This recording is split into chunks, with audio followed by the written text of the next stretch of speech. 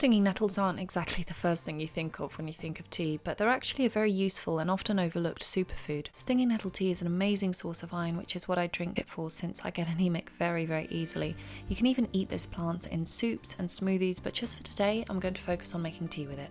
You want to collect your nettles in the spring or in the autumn. If you've taken a patch of nettles earlier on in the summer, cut them back and this is the new growth that's growing through. What you want to do is you want to avoid picking them after they've flowered. The later you pick the nettles, the lower the nutritional value and the nice fresh taste becomes bitter, which you really don't want in a tea. I've picked so many nettles over the years that now I really don't mind if I get stung, but for anyone else I would recommend gloves. You want to avoid picking nettles which have blights on them. Any funny looking leaves should be avoided completely, don't risk it. Focus on just picking the very tops of the plants or from the middle up.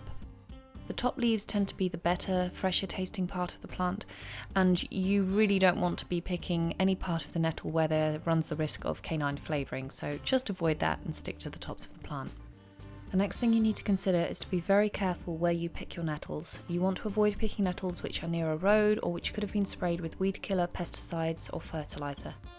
Only collect nettles from places that I'm sure they've been left alone, and eventually my plan is to have a patch of them growing in my own garden. If it's still spring, you can just pick a leaf straight from the nettle plant, wash it and put it in the mug the way you would a normal tea bag.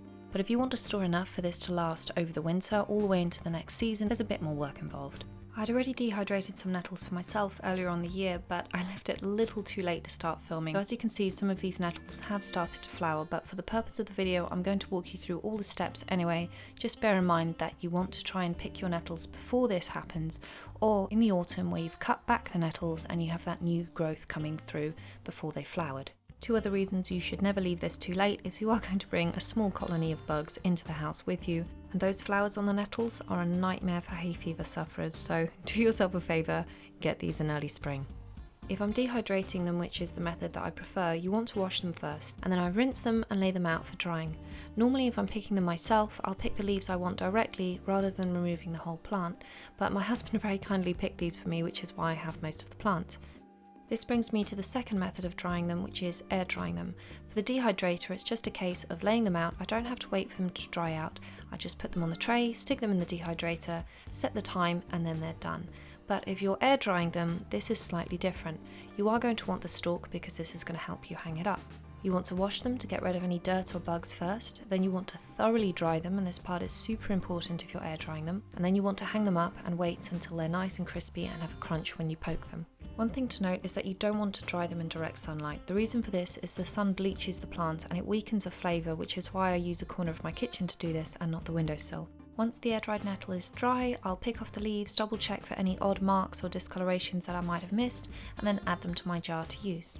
For storage, I like to keep mine in a glass jar, and the rest are either packed in a reused plastic storage bag or in some brown paper bags, which is what I prefer to store them in.